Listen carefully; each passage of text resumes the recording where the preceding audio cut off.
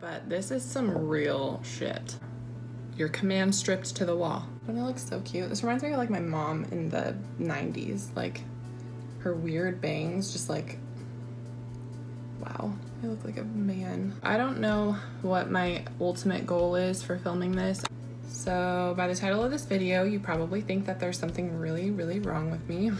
I feel like life has been kind of a pain in the butt lately. Like, I don't know how to explain it fully, but I'm gonna do my best to try. So I have anxiety, like, a lot. I think that filming takes away all of that anxiety. All of it does not take away all of it. My lips are peeling. My lips are peeling. I don't know. I just feel like I can just sit down and talk and no one has to respond to me or say anything back. I can just kind of get it out of my system. And I've been feeling very alone, and that sounds dumb because I know I'm not alone, and like I have people who love me. I think it's more just like alone with my like feelings and thoughts, and that's the most emo thing I've ever said in my life. Honestly, like dealing with anxiety is too stressful for me on top of everything else. Trying to explain anxiety is like trying to talk to somebody who speaks a different language if you've never dealt with it before, and if you have dealt with it before, you deal with it in a different way than another person. I feel like anxiety is very individual, and although there's some of the same symptoms and feelings and all of that, it is very unique to each person, and I freaking hate it. I hate having anxiety. I hate the thoughts and feelings that I have. I hate all of it. I just hate it so much. And, you know, I don't even know how to explain it. I don't know how I'm going to explain it. I didn't drink any caffeine yesterday, trying to live my best life, and you know, I feel strong. I feel good. I feel wonderful. I guess I should back up a little bit. So anxiety is for sure something I've dealt with for my whole life, and it's gotten pretty extreme lately. Not even lately, I would say within the last like year or so, my anxiety has heightened. I feel crazy when I go through it. Like, I feel not okay. I feel like the words that are coming out of my mouth usually, if I'm talking to anybody while dealing with it, are just like so psycho. Like, I know that it's not normal to think that way, or I know that I don't feel that way all the time, and sometimes it just comes out in a different way when anxiety strikes, and that sucks, but it's honestly the real truth. Your psycho side of you just comes alive, and you speak irrational thoughts, and you do irrational things, and you feel in an irrational way, but it's like you can't control it. You can't control your mind going crazy, and it's the worst. It's seriously the worst. And you feel like you are just the smallest person in the whole world, and you're just not okay when you don't have someone to like be there for you who understands it. And yeah, I have people who are there for me and who like want to help, and you know, if I talk to them about it, but it's really hard if someone doesn't know exactly like how you're feeling in the moment. They kind of just take it personally if you say something weird or crazy or, you know, kind of attacking. Like, you're not trying to be attacking, but it just comes across that way to people because they don't know what that's like. They just see like you attacking them. That's that. That was that. And it's very lonely and very awful, and I do not wish it upon anybody ever. And I'm sorry to all of my loved ones who have to deal with it. I try to keep it pretty private. I feel like I'm not alone. I know I'm not the only person in the world who deals with a lot of the stuff that I'm talking about, but I just want to explain a little bit about my life and my journey as far as just like hardship. Gosh, that sounds awful. One of my biggest things about being anxious, or being the kind of person who just cares so much about other people and how they're feeling in their lives, I feel so selfish when I talk about myself. I feel like my energy could be put towards helping somebody else and, you know, I know that my problems are so small, and I know that my problems really are not a big deal in comparison to other things that are happening in the world and other people's struggles. Like, yeah, it's not as crazy as some other people's struggles. Yeah, it's not, you know, I'm not dying. I'm not like, nothing crazy like that is happening, but it is okay to acknowledge that I'm going through stuff, and it is okay to acknowledge that things are hard and times have been hard, and I have to acknowledge that stuff for myself, or I feel like it's just going to make me feel even crazier. So here I am, just gonna talk about it for a second, because I kind of feel like I need a little bit of that release, whether it just be talking to people on the internet or whatever. Who knows? I don't know fully. I don't know. I hate it. Honestly, like, I don't want anyone to feel like I'm trying to get pity, or I don't want anyone to feel like I'm here to just complain and sob and moan about it. It's just like, honestly, a struggle. It's just been really has just been a struggle. I grew up with a lot of love and a lot of support, and I grew up very lucky that way. My dad is an alcoholic. Actually, I'm not sure what's going on in his life anymore, but it doesn't mean he's not still an alcoholic. We don't talk anymore. We haven't talked for probably 4 or 5 years, maybe longer than that. I don't even know how long it's been, I guess. And that's a personal choice, and people may feel a different way about that, and that's fine, but I just needed to erase that from my life if I wanted to move on and be happy, and I just had to do it. So that is where that's at. I grew up trying to take care of everyone and trying to take care of everything, and yes, I had people who took care of me too, and I really thank my brothers for being as strong as they are, but it was hard. I'm not gonna deny that. It was hard. Every relationship I've entered, it's always been about me taking care of another person and devoting my energy and time to another person, and it is so exhausting. Very rewarding and whatever, but it really shouldn't enter your relationship so much where you feel like you're their caretaker. Like, they have to take care of themselves too, you know? I don't expect anyone to enter a relationship with me and then like have to take care of me every second of their lives. And I don't feel like I am that way, but they have all pretty much been unsuccessful.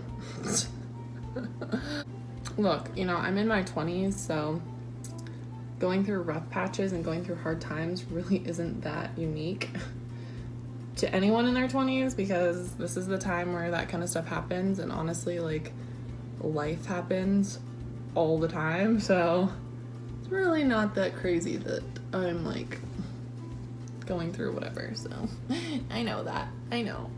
I guess instead of talking about my emotional life battles, we'll talk about some actual like medical battles that I've been dealing with. I've always had kind of weird buckly knees and just like a lot of weird random stuff that I'm sure a lot of people deal with that. My back has always been a problem, and I figured that was just due to me being so tall, and like that's just bound to happen being a 6'1", and I had horrible posture. I just thought that I was an old person, because I am on the inside. Then I had some really crazy stuff happen, probably like 3 years ago, I would say. I had some weird stuff happen with my eye. This is where we get into this. That'll be fun. At first, I was more so concerned that I just had like something in my eye, or like a scratch, just like something weird happening. It felt like, I would say it felt like hair just like constantly in your eye, but it felt more like a fingernail clipping or like something weird in your eye, and it just wouldn't go away, and it was hurting so bad, and it was like affecting my vision. And so I went to the eye doctor. They didn't see any scratch on my eyeball. They didn't see any weird, something in my eye. But they wanted me to, I think they prescribed me some drops or something just to help maybe wash it out. I don't remember exactly what they gave me, because they weren't very helpful. Urgent care. I'll put a picture right here of what that looked like kind of in the early stages, and you know, it was not cute. After I went to urgent care, I was still having the problem. The drops weren't helping. I wasn't wearing any makeup or anything because I just didn't want to irritate it more. It just felt so irritated. And so I went to the eye doctor where they were trying to figure out what was going on, and then they realized that it was what's called uveitis or iritis, and it's basically inflammation of your iris, and it was bad. It was not a good situation. It got worse and worse, and so they prescribed me steroid drops, and they also prescribed me a dilating drop so that it would keep my eye dilated so that these steroids could get into where they needed to get into, I guess. And I just felt so awful and terrible and in pain. And then there was like a couple days of me being on the steroid drops where I felt okay. I'll put a picture right here of my eyes dilated. It was so crazy. I was like just laughing it off because I just looked so psycho. But I kept comparing myself to David Bowie because David Bowie had trauma to his eye, I think, or it was genetic maybe. And he had like 2 different colored eyes and 1 dilated eye. It was crazy because it just kept my eye dilated all the time. So it just looked it's insane. I looked insane. It took a turn. My eye took a turn for the worse, and it was bad, you guys. Like, I can laugh about it now just because it was so bad. It was probably one of the most painful things I've ever experienced in my life. The second most painful would have been my appendix when I had appendicitis.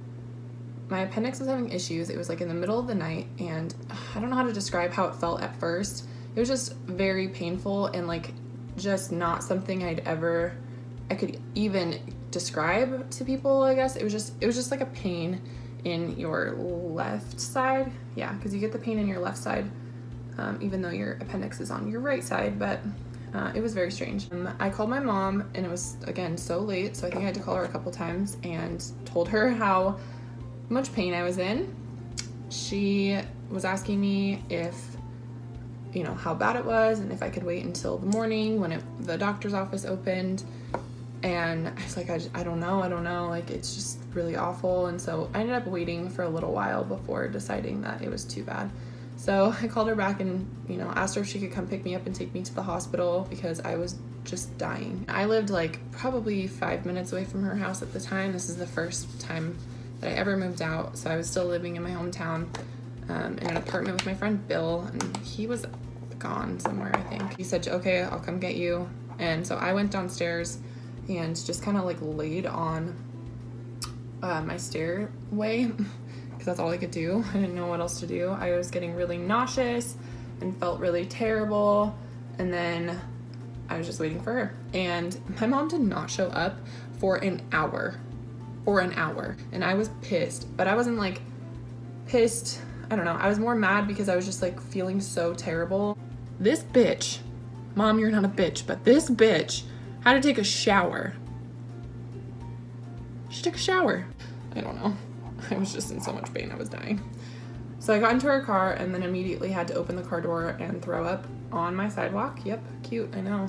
But the things that happen when you have appendicitis. I don't want you guys to think that my mom is a horrible, horrible person. I mean, she did say she stayed with me through all of it. My aunt was visiting too at the time, and she was sleeping when it all happened. But once we were able to get a hold of her, she rushed down to the hospital as well. Taken out laparoscopically, so I only have 3 like small scars, but it was okay. It was whatever. Anyways, so this happened with my eye. I was living in the valley, so my mom wasn't around, but my aunt lives in the valley, so she was the one to help me through a lot of this, which is amazing. My aunt is a wonderful lady. She is so, so, so helpful, so supportive, so wonderful. I love her to death. I was taking those drops for my eye, and they were helping a little bit, but it's still so irritating. And then eventually it just got to the point where the drops just weren't doing anything. So I went to the eye doctor again. They kind of just said the same thing they said the first time, which was just take your drops, do your drops. And I'm like, okay. what do you think I have been doing, you know? My eye just hurt so bad and I couldn't do anything about it, and I just couldn't deal with it anymore. So I called my aunt, and she's a worrier. I went to the emergency room. They did nothing. I was in so much pain. I just wanted them to rip my eyeball out at this point, and my aunt was freaking out at them because it was taking forever, and I was just like slouched over in my chair, just in so much pain. If you ever have any eye pain and you feel like you're just dying and you can't do anything about it, and your first thought is the emergency room because people just automatically go to the emergency room when things suck, they can't do anything for you. They can't do anything for eyes. They may be like emergency room doctors, but they don't know enough about actual like eye issues.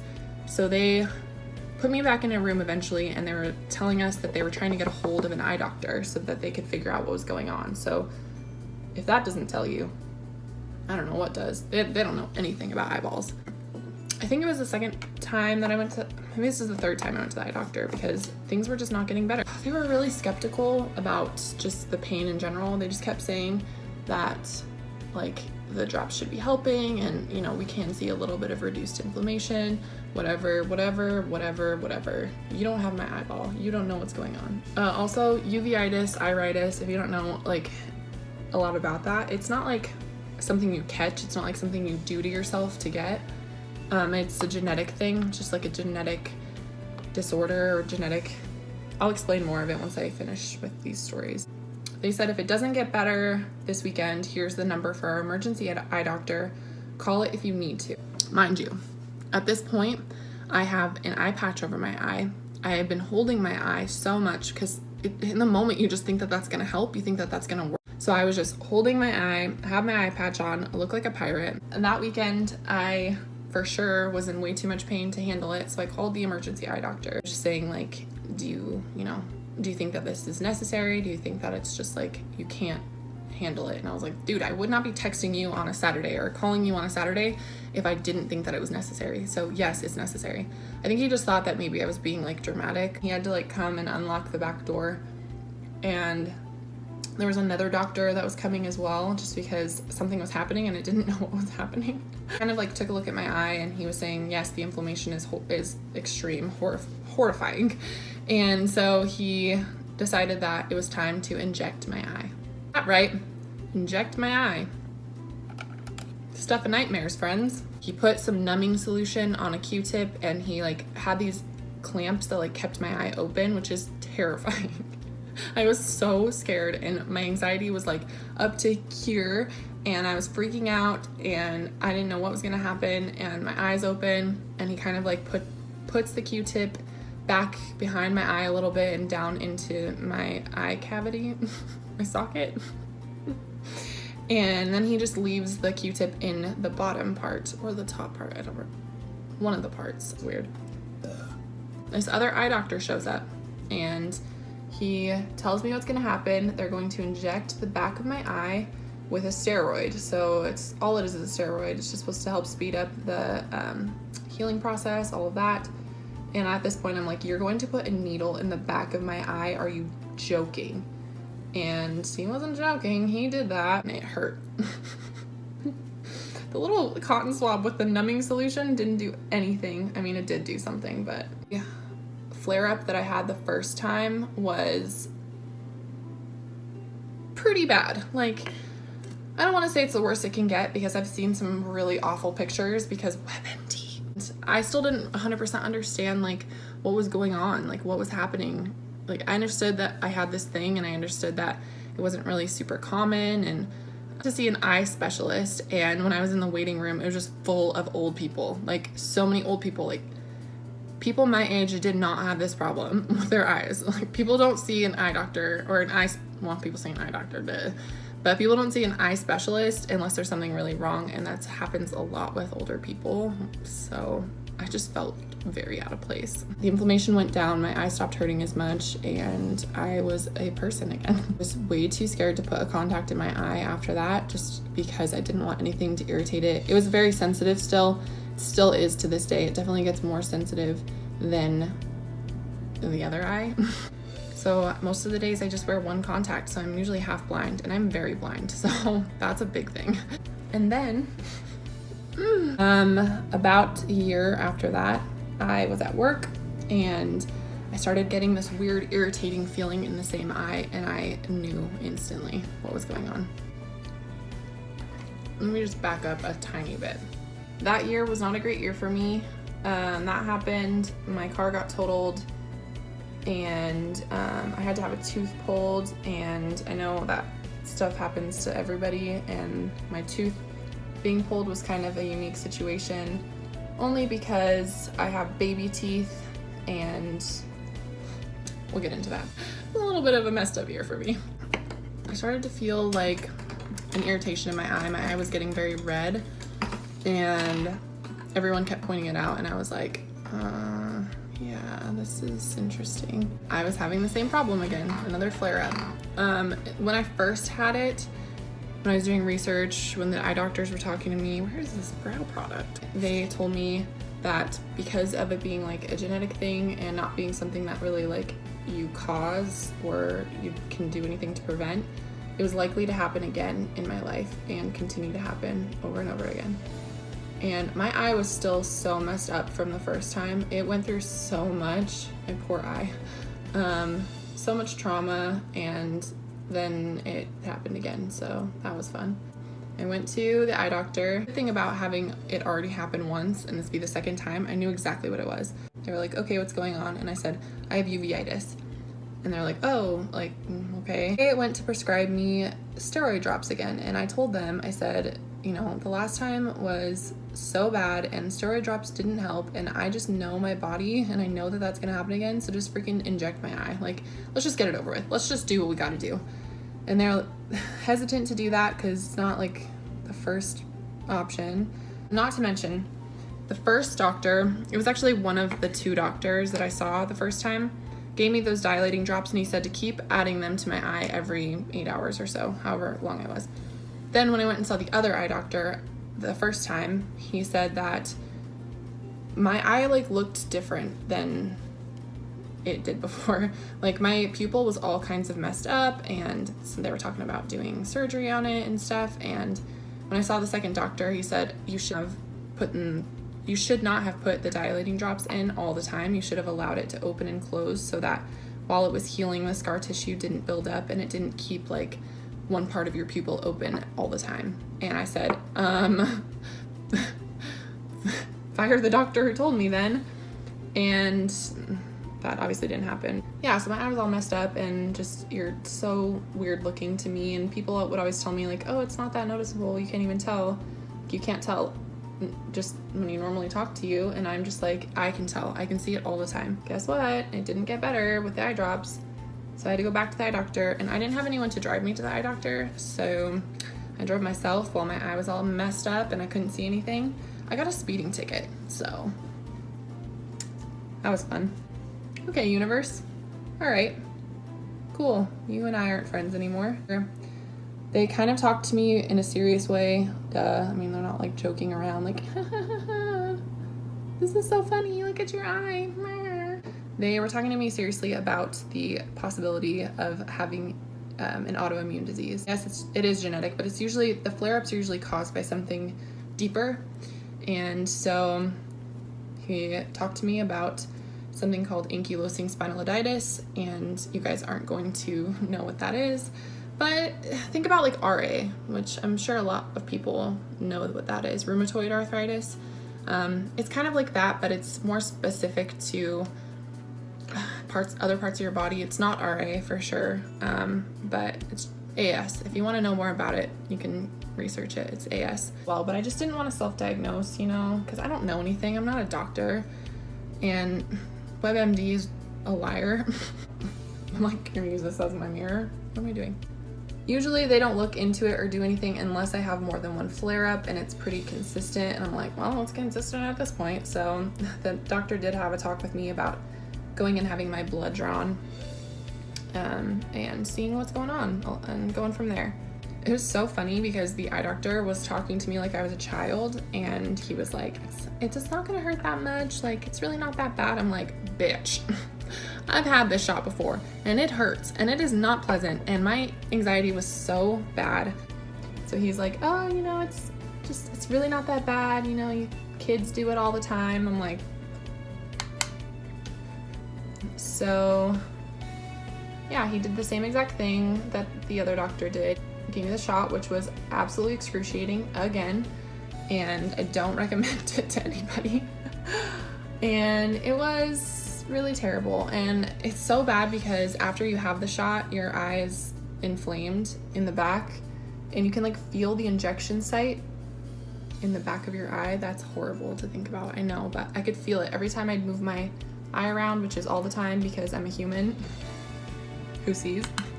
Not really, I'm blind. But then, you know, I moved on. It got better. I'm trying to like downplay it a little bit, I guess, because I already talked about how excruciatingly painful it is, and it definitely was the second time too. And I freak out all the time because I'm worried that it's just gonna happen again, because it's very likely that it will, and my eye's already so messed up from it that I just can't imagine it. I remember the second time it happened, I was sitting in the parking lot of the mall. I went to go grab something and I was just bawling my eyes out. I called my mom. I legitimately was just like, Mom, I don't know if I'll survive this again. Like, I don't know if I'll survive how painful it is again. I can't imagine going through what I went through the first time. And it's like very emotional to talk about even, because it's so bad and it affects like my day-to-day, the way that my eye looks, and like not being able to see, and like I couldn't ponder the thought of going through it again. I just couldn't do it. It was like earth-shattering for me. And that sounds so stupid, I know, it sounds so dumb because it's not like I was dying, but I don't know. I deal with a lot of stress like day to day anyways, and with my anxiety and with everything, like this was just the icing. This was just it for me. I just couldn't do it anymore. I couldn't do it. And my mom just kept telling me, stop crying, you're just gonna make it worse, you're inflaming your eyes, blah blah blah blah, and like you're gonna make it, it'll be okay, I'm so sorry, I wish I was there to help you, I can come down. And my mom deals with her own set of, you know, health issues and struggles, and so I just said no, I just needed to talk about how I was feeling, and that just being like, I don't think I'm gonna survive. It's just mentally like just damaging when you go through something that is so painful and traumatizing. To me, it felt traumatizing, and to do it all over again, I couldn't. Well, and I did survive, and that's good. I went to the eye doctor a couple years ago to get glasses because I didn't have any and I really wanted them. And I found out that part of my vision problem in that eye now is because I have cataracts. It's like a nightmare that wouldn't end. So I have cataracts. I'm 80. I got it because of the extreme trauma to my eye, and it basically is like a cloudy film over your eye that makes it so you can't see properly, and I already can't see properly, so whatever. I don't know. I just like was laughing kind of like I am now. Like, what more could my eye deliver to my life? Like, what more could happen? Just give me glasses that are prescription 6,000 so that I can see. Give me some bifocals. Cataracts. I still have a wonky eye. My pupil is attached to a part of my iris because of the scar tissue that built up, so my eyeball is weird, and I'm sure maybe some people have noticed that in other videos where my left eye just looks a little bit different than my right eye, and it's very noticeable to me because I have to see me every day. To get my blood drawn finally while I was still in the valley. So my blood test results are a little bit hard to understand, even for me. I was just like, okay. But the eye doctor explained to me that what they were looking for was an antigen in my blood known as HLA-B27. So they did screenings for a lot of different things in my blood, and that was the main one. And so on the first page of my blood results, it says HLA-B27 antigen positive. It says confirmation by alternative method is recommended. Did look for Lyme disease. I guess when you have Lyme disease, this can happen as well. I wasn't really worried about Lyme disease just because there are only certain ways that you can get it, and usually you would know. Usually you get very, very sick and like are hospitalized for quite some time, and I guess that doesn't happen every time, but it's just very unlikely that that was the case. So there was a bunch of things that this is where the Lyme disease panel came up, and it says positive. I guess with Lyme disease though, you can throw a lot of false positives when reading blood samples, so that's pretty much what I assumed. They requested that I see a rheumatologist. They did a workup, they did all that. The workup did not take very long. I was very, very shocked and annoyed that it took so long to get me in when it was like a 10-minute appointment. It's possible that I have AS, and the only way for me to know for sure is by checking my spine. They said that they were going to request from my insurance that they get approved for an MRI. Because you have to do that. You can't just get an MRI and expect the insurance to cover it. You have to like get approval for it. AS is really hard to diagnose. Although I have HLA-B27 in my blood, it doesn't necessarily mean that that's like, okay, you have that. So you really have to diagnose by looking at your bones. I had to have an x-ray done first before my insurance would even consider it. They sent me a letter in the mail basically just saying like, send us all of your medical records so we can determine if it's necessary. And so I haven't done that. Really in the end, I need to have an MRI done, and I just been putting it off, and here I am dying. Just kidding, I'm not dying. And I have 2 baby teeth still. I have one down here and then one down here, and I had basically the same thing on the top. And it's really annoying because I had that top one pulled, and now my teeth are shifting. They're like trying to move this way, and that sucks.